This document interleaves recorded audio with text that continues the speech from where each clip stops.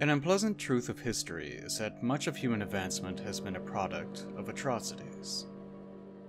The greatest nations were founded on unjustified conquest or slavery. Celebrated historical figures stole much of their work, killed their opponents, and rewrote events to their merit. Even modern medical science relies on the suffering of other species to improve upon our understanding of how to prevent suffering itself. Any form of life hinges existence upon the death of other life. Even plants rely on the destruction of competitors to survive and evolve. It's a simple matter to judge yesterday for not being tomorrow. The human propensity for self-righteous moralizations is greater than it ever has been.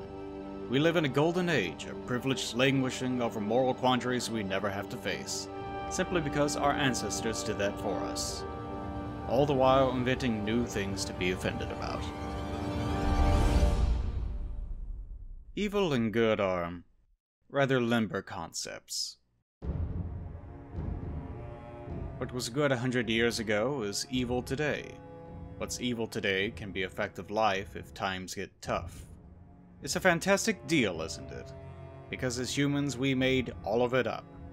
Our evolution into social creatures driven by intelligence, group thought, and communal provision is what created the need for our species to imagine the invisible laws that can justify survival. The desire to continue existing is why we're all here making up rules to explain it.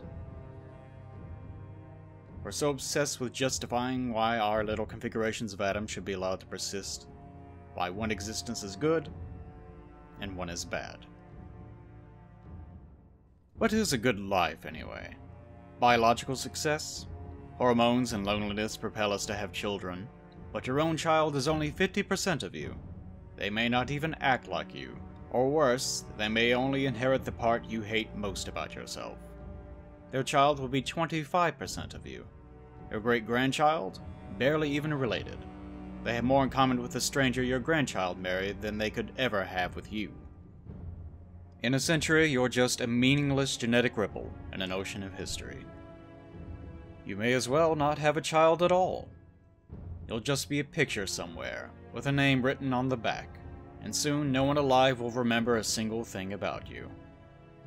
That's why we're so concerned with how history remembers us. Even the most famous of dead humans did what they did because they were scared. Scared of being forgotten often enough. Yet we don't really know anything about the real them. Just bullet points in a history textbook for a child to be bored by, and vague academic recollections for a scholar to guess about. How could we really know them? We spend a lifetime just trying to figure out who we are. Did you know that? No. And only one or two people even really care about that if we're lucky enough to find them. And most of us aren't. You certainly don't care about the intricate dealings of a stranger's internal struggles, do you? Not unless it reminds you of yourself, of course. Yes, we make it all up. All that meaning in the universe is what we made up. So then, imagine the power that fiction has over the universe. We can explore any possibility. We don't even need to commit a crime to condemn it. And we don't even need to accomplish anything while feeling good that we imagined ourselves doing it. I bet that sounds familiar, doesn't it? The fact of the matter is, when exploring the universal meaning that we create every day, we all need someone to embody change. An antagonist. A villain. Someone upon which to pile all of our insecurities, fears, and hatred into. Someone to take the blame. A political party. A race. A parent. Yourself. Just as we make up good and evil, we make up heroes and villains. Is it surprising that the people we call heroes often hate being called one? Is it surprising that the more you study a villain, the more they appear to be a fractured child? Is it surprising that we're all just damaged vessels, searching for meaning and trying to understand ourselves? All because that's what our evolution decided worked the best. Those happy being alone may die alone. If you aren't lonely, you won't look for a mate. If you aren't obsessed with using sex to prove your worth as a person, you won't have children. That's why you're so eaten up with those nasty insecurities. That's what works. History is driven by pain, by evil, by villains.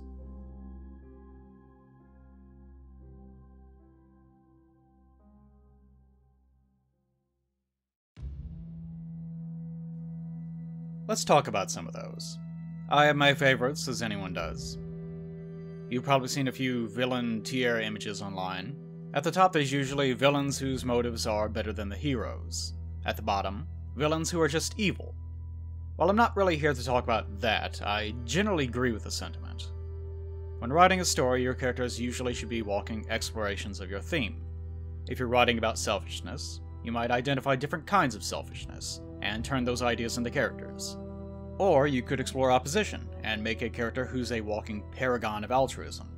Either way, an antagonistic force who is evil only for the sake of being evil isn't going to embody too many themes without some careful construction. So usually, they're two-dimensional and serve only to be background dressing. Even so, I do love Darth Sidious. What a rascal. I feel like if you're going to make a villain who's just evil because they are, then you really need to crank up just how much they love being evil. It's a lesson that goes hand in hand with any form of character writing. Characters should embody concepts and help explore what your story is about, after all. A lot of people have problems with this, despite it being the foundation for narrative construction. Young writers often want to write characters they think are cool, or that remind them of things they enjoyed in the past. Then once they have a collection of things they enjoy, they try to slam them together into a narrative so all their favorite toys are on display. It doesn't work too well.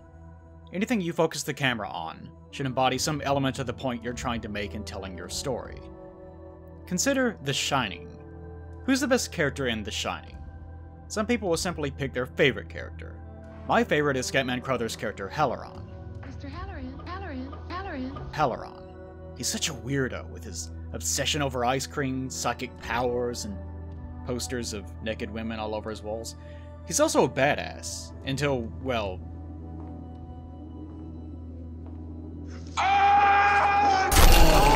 Anyway, we can probably axe the idea that he's the best character, just because he's my favorite.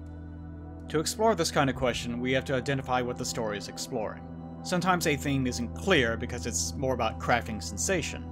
The Shining is all about confusion, lingering dread, and associating beauty and sex with madness and suspicion. Even the titular concept of psychic ability, shining, is a beautiful word to describe what is usually portrayed as being a doorway to horror. The hotel itself is beautiful, exotic, and isolated. It's also a secret playground for the wealthy to discard their sexual inhibitions, and is built on a history of violence and chaos. Even its most amazing attraction is a hedge maze. People know it's danger, but intentionally wander in to explore and escape reality, and inevitably become lost. Theming. So, which character best serves to further the goals of this setting and story? You can make an argument for Wendy. She represents the opposition to the hotel. She isn't beautiful or sexual. She has a grounded, rational personality, and abstains from most of the hotel's luxuries. Her primary concern is the welfare and emotional state of her family, all contrary to the hotel's purpose. Jack, however, would seem to be the most obvious choice. He's the main character. He embodies the isolation and madness the hotel brings on, as well as having enough quirks and mannerisms to be fun to watch. He's a good villain. Perhaps an even better candidate, however, is the hotel itself. In the film, and especially the book, the hotel is portrayed as an entity that seeks to entrap people within it. It is beautiful, vast, empty, trackless, apathetic, and a mirror for the insecurities and hidden desires others bring with them, just like a hedge maze. Whether it is an actual entity or not, it's easy to make a case for it being the actual villain of the story. It embodies the concepts of the story and serves to antagonize all their characters into action and into exploration of the themes at hand. And it's just a big house. But thankfully, it's not just evil for the sake of being evil. If it's evil at all, it's trying to incite exploration about the story's ideas. And that's one of the things I love most about a good villain. While the hotel is a great example of embodying messages in your narrative, you can't say it has much of an active personality. For that, we can take a look at someone else, like Captain Ahab. Herman Melville's Moby Dick isn't exactly compelling reading throughout the whole book. Some chapters are just Melville regurgitating 5 years of nautical information from his time whaling out of New England.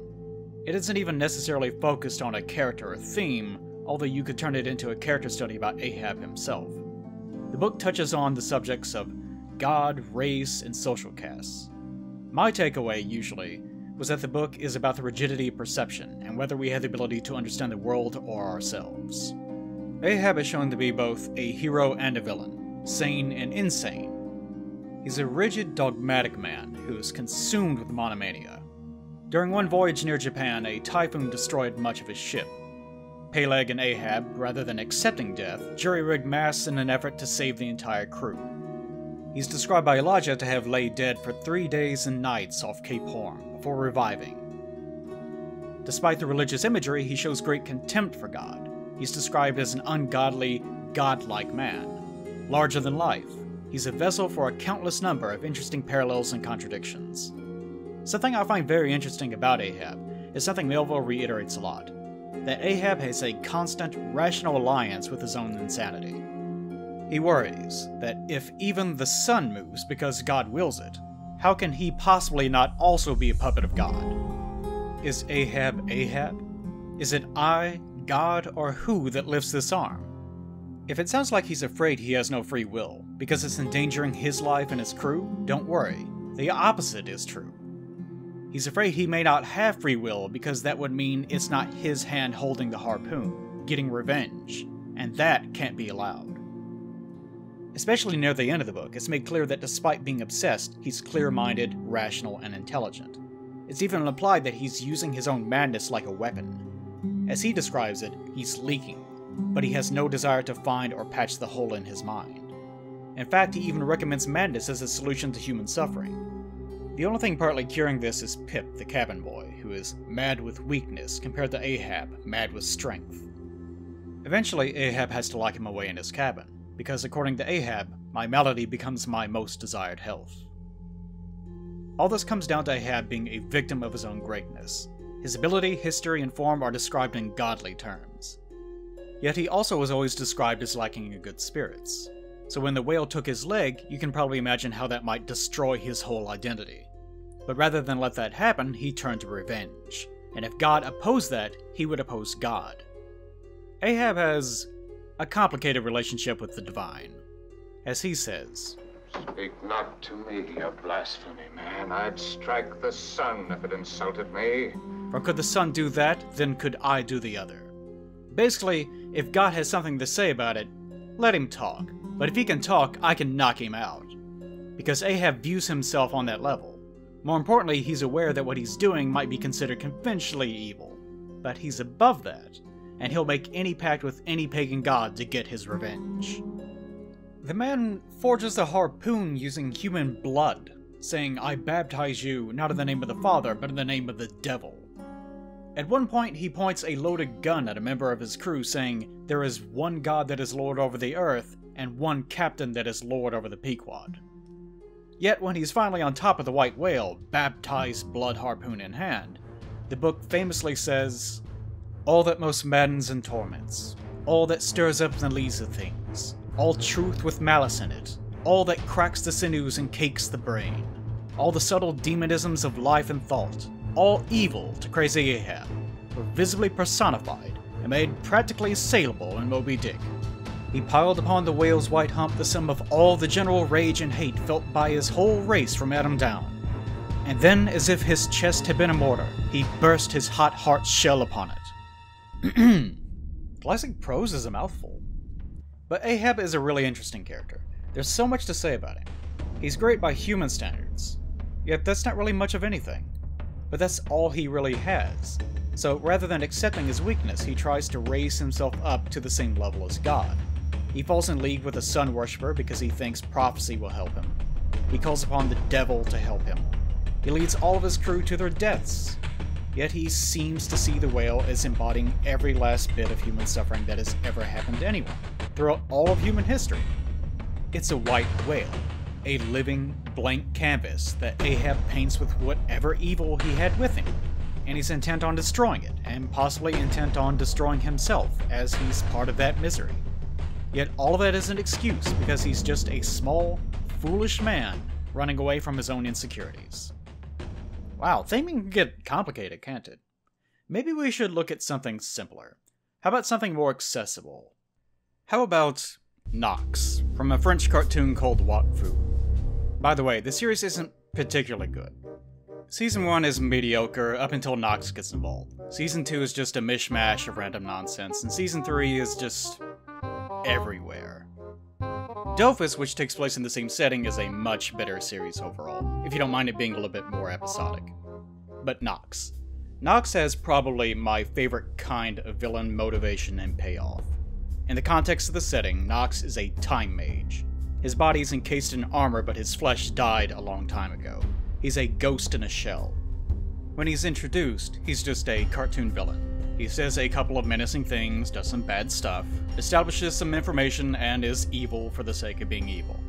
Usually when you introduce any character, you want their first appearance to sum up everything about them. In a way, in this crummy French weeaboo cartoon, I spelled weeaboo with a S by the way, it actually works. It'll be clear why later. Knox is over 200 years old. He's incredibly powerful, mainly due to the plot MacGuffin of the series, a magical artifact called the Elia Cube. It's sort of like a Lovecraftian artifact. It will give you vast knowledge, inspiration, and power, but may also drive you insane. Knox's plan is a simple one. It's very cartoonish. All life has energy. For a very long time, he's been siphoning the life out of anything he could to gain enough power to cast a very, very big spell. That's all anyone knows about him. He's a time mage who has already killed an entire nation of people in this goal of gaining enough power to do something. So to the main cast, he's just a flat, two-dimensional villain that needs to be stopped. A cartoon. One of the first things Knox does is steal part of the life force of the main character's adoptive father. Later, midway through the season, when he returns to destroy the surrounding countryside, he gives that life force back. He asks a question. If you could fix an irredeemable mistake at the cost of a few lives, would you? And then he confesses that he has no idea why he chose to spare this one man. But he does decide. At least one person should know how much pain he's in over what he plans to do to the entire world. 13 episodes in, we get our first hint of actual character for our villain. Knox, like Ahab, has a moral imperative. He has monomania, and like Ahab, it has become diseased. Even in this children's cartoon, we have a Shakespearean-styled character that is acting based on their own internal moral code, yet twisted into self-annihilation and tragedy. More importantly, he's aware that what he's doing is evil, and he hates the necessity of doing it. Something interesting about Knox's use in the story is that no one ever really knows what his motivations are, except the viewer. From start to finish, the main cast just thinks of him as being an evil madman. The only character that ever comes close to figuring him out is Knox's main rival, a draconic man who used to own the Elia Cube named... Give me a second. Grugaloragran.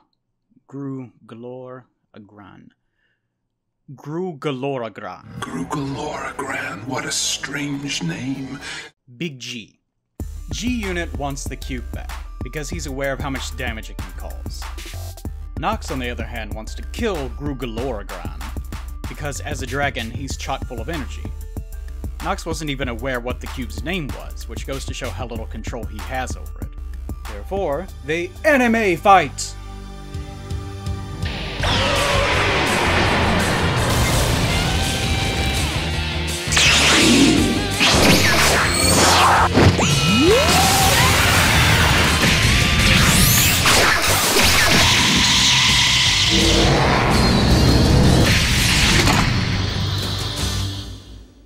During the course of this fight, good fight by the way, Knox actually explains what his motivation is.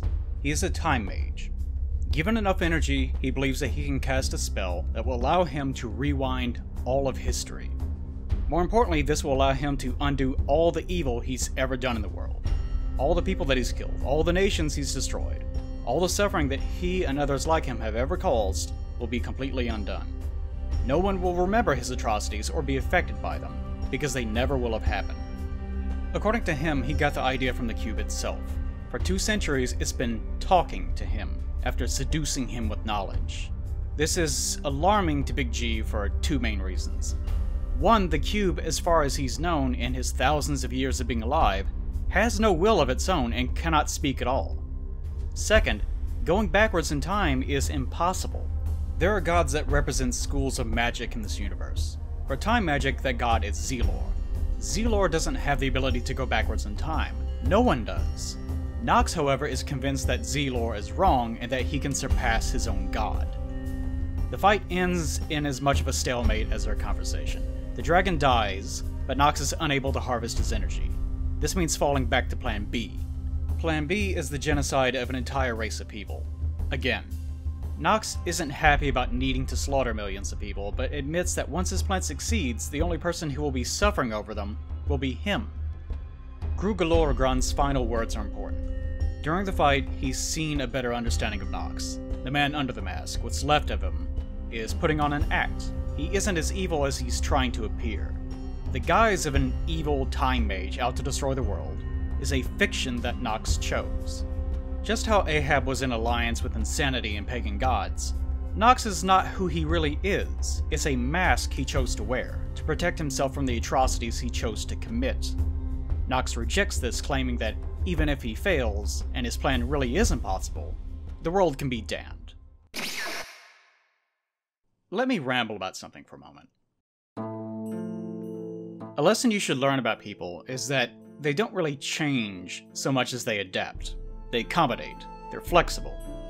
Much like how a drug addict can go clean but do so by becoming a religious radical, or how sex criminals or liars are often the most vocal about protecting others from their own secret actions. Humans remain as themselves. We can certainly change, but we are still flesh, and flesh cannot replace itself overnight. Humans do not tear out sections of their psyche and cleanly replace them with flawless new pieces. We have to take existing pieces and rearrange them into something new. The core of who we are remains the same for a long time. I did hurt him once, okay? It was an accident. Completely unintentional. Could have happened to anybody. Especially when reacting to a single event in our lives, we aren't turning into different people. The person we are is simply reacting and adapting, for better or worse. Characters should be written the same way. They stay true to their own internal logic, even if their logic is flawed. This character, Knox, has over 2 centuries demonized himself. He is still who he was, but the character he's wearing is what allows his moral code to continue to work. Ahab was the same way. He became the tyrant that he did because he refused to stop being himself. As he once said, Ahab will forever be Ahab. This is all kind of interesting, but it isn't what I like about Knox. The core to anyone's behavior is usually going to be either their childhood or a product of years of sustained experience. To really come to a complete understanding of the character, we have to look at the Knox Special. This is an episode animated traditionally in a completely different style by a different studio. It doesn't take place within the series proper, it's additional content. Some people recommend watching it after the season is over.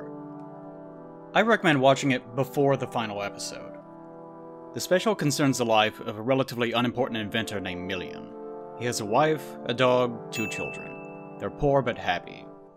Million worries constantly about failing to provide for his family, but his children are healthy and his wife has absolute faith in him.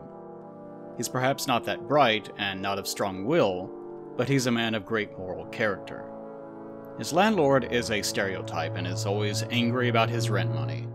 It's a simple life in this little house on the beach. While playing, the family dog goes missing. Million, while searching, stumbles across the cube. As an inventor, Million begins to obsess over its function. As a provider, he obsesses over its profitability. As a victim, he starts to lose his grip on reality. An eldritch artifact, the cube changes whoever holds it. It boosts Million's senses, makes him more aware, more focused. It makes him smarter, more prone to sudden bursts of genius and understanding. His ability as an inventor increases dramatically. However, he loses himself so deeply in his craft that he stops providing entirely. The family falls behind in rent as Million loses track of time. He becomes so lost in himself that when his wife tries to drag him out of his office, he almost becomes violent. He's begun to hear things. The cube is speaking to him. After this, his wife is forced to take their children away, to live with her sister on another island in their archipelago. She invites him to come with them since they no longer have the rent to keep their home. Briefly, he considers this. But it won't take long, the cube says. Just a few more days and he'll have everything worked out. There's no need to stop his work. And so, he returns to his office. With no one to anchor him, he completely loses track of time. How much time, we don't know. But when his landlord finally shows up, it's clear that time and space around and in the home has been corrupted in some way. It seems much older, yet items are also frozen in motion or stuck in a constant cycle. Knoxamelian himself, still thinking it's been only a month since he discovered the cube, emerges to disparagingly toss the landlord his money. His body is in the same state as the house. He's much older, decrepit. He looks mad, decaying. His experiments have turned him into a completely different creature than he once was. But money isn't why the landlord is here. His wife, apparently, found a new career at some point and moved on with her life. She had even paid for Knoxamelian's rent months in advance. He owes nothing. The landlord is here, unfortunately, to bring bad news. There's been a natural disaster. The entire island his wife and children started their new lives on has sunk back into the ocean. No survivors have been found. Of course, this sounds crazy, especially to Knoxamelian. It's barely been a month, his perception of reality is fragmented, he's been using the cube to become a god. This is clearly some inane scheme by the landlord to steal his work, to steal the cube. Using his new powers, he peers across the world looking for his wife. He finds where their home should be. But there's nothing there. Only a vast, open expanse of water. He realizes at once what has happened. He lost himself to his obsession, and now his wife and children are dead. This is Knox's motivation. It's here that he truly loses his mind, dives into monomania, and commits his first murder. Rather than sink into a depression or accept what he's done, he chooses insanity. He pulls down his mask and discards the name his wife called him, and intentionally takes on the role of villain. He will challenge God and destroy time itself to undo this injustice, this evil the world has created. That's Knox. For 200 years he rampages through the world, killing nations worth of innocent people. Knox, the villain Melian created, will take on the burden of evil, to gather what he needs to undo that evil. All the while, the cube directs him, still whispering, still the core of all his problems. Now, for my favorite part in all this. Knox wins. Knox's plan works. Gru Galorgran was wrong. Zelor, the god of time, was wrong. When Knox arrives at the nation of Sadida and genocides the entire population to give him the last bit of energy he needed, he does the impossible and travels backwards in time.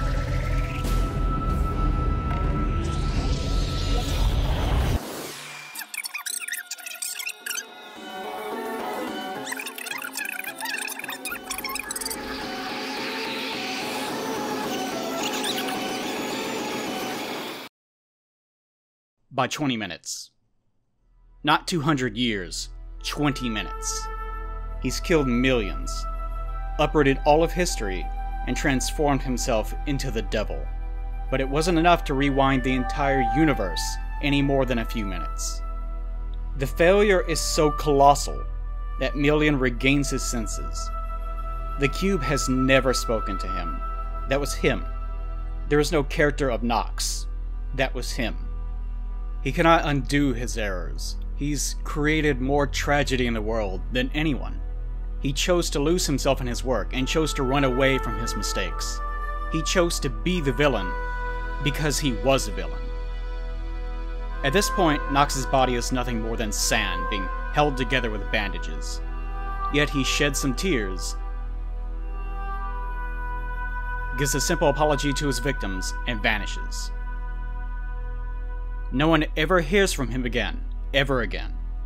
The last the viewer sees of him is a pile of sand, blowing away on top of the 200-year-old graves of his family. I love Knox. It's just a kid's cartoon, but it's a perfect motivation for a villain like this. Remember that tier list? Knox has motivations that are, in concept, better than the heroes. The heroes don't want to find out what he's doing. Even when he mentions the general goal of his plan, they don't listen. They're just mindlessly fighting for the status quo. Even after he's beaten, they still have no idea who he was and why exactly he was trying to rewind time. He's only remembered as a villain. If Knox's plan had worked, it would have completely healed the world and undone everything. One of the more interesting parts of this to me is that Million was a victim in all this. Yet at the same time, he had his own faults. Remember what I said about characters not changing? The traits that created Knox were always present in Million. His lack of confidence and willpower, his obsession over fixing things, his desire to protect his family at any cost, even at the cost of his relationship with them. As a plot device, that's how the Elite Cube worked. It amplifies existing traits. It did nothing other than amplify who Million was, and this was the result. Even though this is just a cartoon, it's written with the same structure as a classical tragedy, which just so happens to be my favorite kind of character arc. A character has established traits that are innocuous, but are also the founding imperatives for that character mistakenly causing their own downfall, when it could, in theory, have been avoided. Knox created his own destruction, but maybe given his circumstances, it was inevitable. Ultimately, akin to Greek and Shakespearean tragedies, the only ones to blame are gods, even if Million had to turn himself into one. I think the most compelling kinds of stories aren't ones that have a solid message, necessarily. If a message is too apparent or ham-fisted, it's boring and lacks engagement. The most compelling kinds of stories are ones that warrant and incite participation with them. You have to ask questions once it's over, not questions about details, but questions about what you would have done. Why did they do what they did? Were there other options? Is what they did wrong? If circumstances were different, would it have been right? The best kinds of stories are ones that stay with you because of the meaning you can find while considering them. After all, that's all we've got going for us. 200 years? Knox's family would have been in their graves by then either way. He would have been dust either way. Saving them would have ultimately changed nothing. Ahab, for being as powerful and great a man as he was, would have died all the same. Whale or no whale. Leg or no leg. The pain of every member of his race from Adam on down, or not. What motivates all people, all heroes and all villains, is the value and meaning we choose to place on the world around us. It's the villains we create. More importantly, it's the villains who create themselves. This is a long video, I realize as I type this. This is a rewrite of Let's Gripe I couldn't finish from 2016. The original had a third section about Michael Corleone from The Godfather. If you know anything about that story, you can understand why I'd include him. He's also a self-made villain, whose established traits as a hero eventually transformed him from the chosen son who wanted to save his family at any cost, to ultimately destroying his family. Similarly, if you know anything about the story, you can understand why I wouldn't include him. It was, by far, the longest section. Perhaps I'll leave that one out this time. Instead, I'll simply thank you for watching my video. So, how'd you guys like that? Mr. Greg Greymine did all the frankly superior editing and production in this video, way better than my editing. I just write words and draw buff animal women, doing things. You can find him at @DatGreymind on Twitter. He spelled Grey with an E, totally wrong. I like to keep outsourcing super talented people like Greg, which I was only able to do, only thanks to my patrons. Seriously, this is way better than what I would have done on my own, and I always get really intense migraines when I do editing for too long. I was only able to make my last cartoon because Greg was hard at work doing this. The more support I get, the more I can write off on my taxes, and the more outsourcing I can do as a result. This was my first real attempt at it, and I really like the results. Check out the description for all our stuff. Thank you all for keeping me alive until I am no longer. Farewell.